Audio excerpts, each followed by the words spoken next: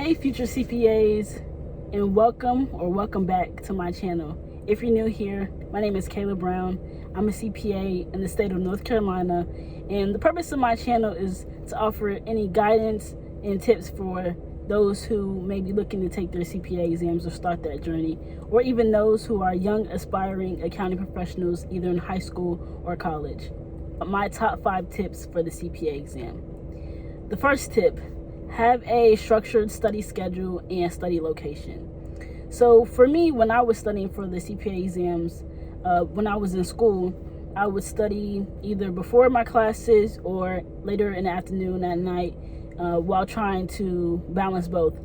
But it was hard, so I kind of had to stop that when I realized it wasn't really working for me. But some people I knew could really balance it and could really get effective studying in that way. Me personally, I really couldn't, because the master's program was very demanding, as well as also trying to study this new material at the same time. But when I studied over winter break, I was getting up around 5 or 6 o'clock in the morning to study. And then after that, I would take a few breaks here and there throughout the day, but I would treat it as if I had a job. So I would study all the way through the day until around 5 o'clock in the afternoon, and then take a break, eat dinner, kind of get my mind off of studying after a long day worth of studying. So that's what I did. However, when I started working full time, that was when things became a lot more challenging, and I really had to stick to a schedule, because I wake up between 4 and 4:30 in the morning. I would study for about an hour and a half, 2 hours, as much as I could get in before the day of work started. And then I would work all day, take a little break, eat, and then I would study for maybe 2 hours after work. So I would at least try and get in 4 hours a day of studying when I started working full time. However, I know everyone's, again, their schedule is different, so I would just really try and find dedicated pockets of time throughout the day or in the morning or in the afternoon that you can just fully focus with your undivided attention on the CPA exam studying. And then 2, study location. Study location, I think, is the most important thing, because you need those uninterrupted focus spaces where you're just focusing on the exams. There's no interruptions, there's no people coming in and out of your room, there's not people trying to talk to you, because when you're studying this material that is so dense and so hard, you need long periods of time of just trying to digest the information at once. And so those 2 things together really makes up the first tip, is having a strict study schedule and then a very select study location. And also break it up though, so like if you like coffee shops, if you like libraries, if you also don't like a lot of quiet but you like some noise as well, I feel like a coffee shop would be a good place to study, because it does allow you to see faces, allows you to see people walking by, but it also gives you the opportunity to still put headphones in and stay focused on the material that you're studying. Tip number 2, and I think this is also probably one of the more important tips, is figure out, if you can, early on, study methods that work for you. So whether that's writing on flashcards, whether that's writing stuff down and then studying it before, or reviewing it before you go to sleep. Really figure out what method works for you.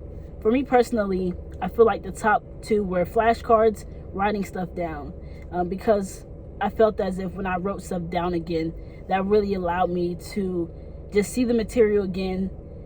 It's really just repetition. So when I would write it down, I would also say it to myself at the same time. So not only am I writing it, but I'm also repeating it to myself in my head. That way the information sticks even more. And then to see stuff 3, 4, 5 times for it to actually click for me. And then explaining it to somebody else. You guys have probably heard throughout academics career and just going through school, is that you truly know something when you can actually repeat it to someone else. And I feel like that holds true to the CPA exam. So sometimes I would talk to my dad, or I would just talk out loud, and I would say, okay, what is like-kind exchange? And so I would say it out loud, and then I would say, okay, what's real property? Okay, and then I would repeat it to myself.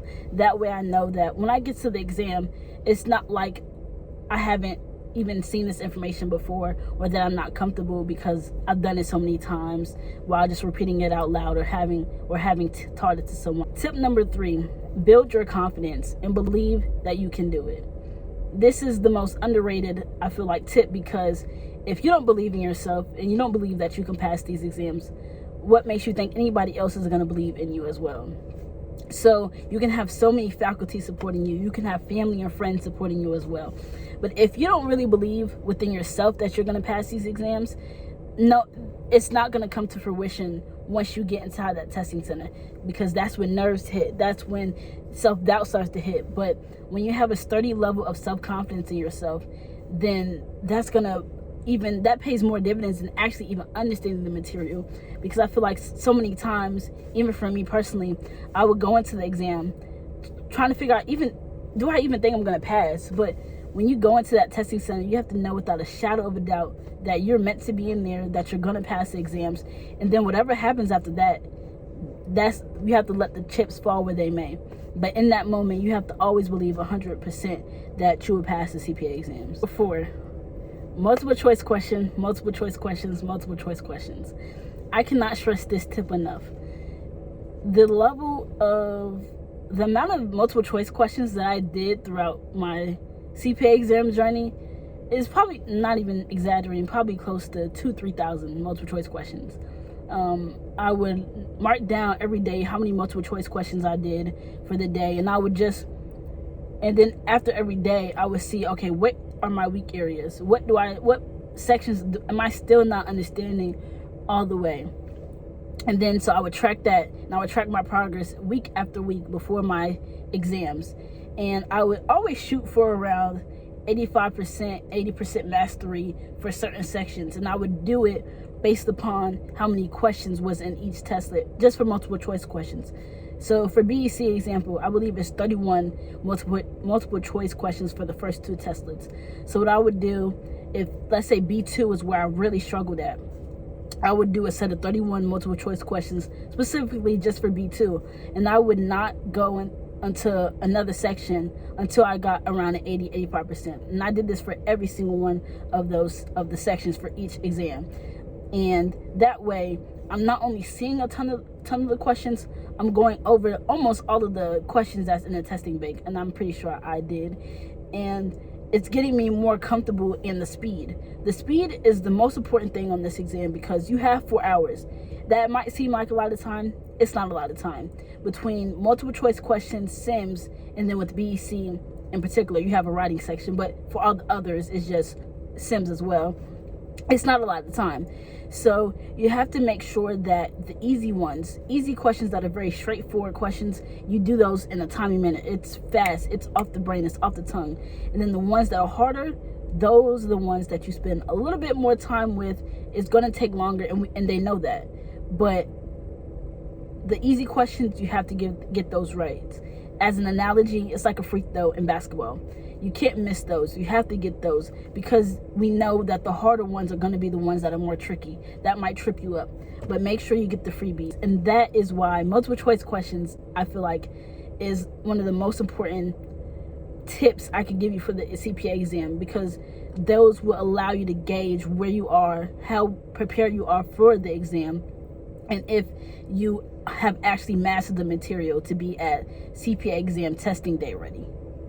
The last tip number 5, be more focused on the journey and not the outcome.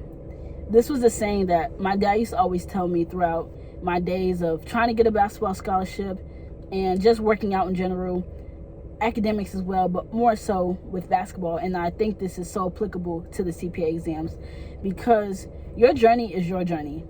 Your journey is not going to look like Stevens, it's not going to look like Taylor's.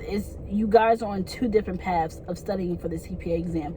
You guys have different outside commitments, have different things going on in your life in general that might take away from your time of study, or might hinder or help your CPA exam journey. But do not compare it to anybody else's.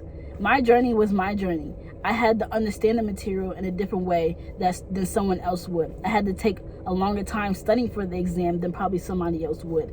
But at the end of the day, it's my journey, and I had to be comfortable with the fact that, okay, I might have failed a couple of times, but at the end of the day, only thing somebody's going to ask you is, are you a CPA? Make sure that you are enjoying the journey. This journey is long. It's going to be a process that might take some people 6 months, a year, 2 years, however long it takes you.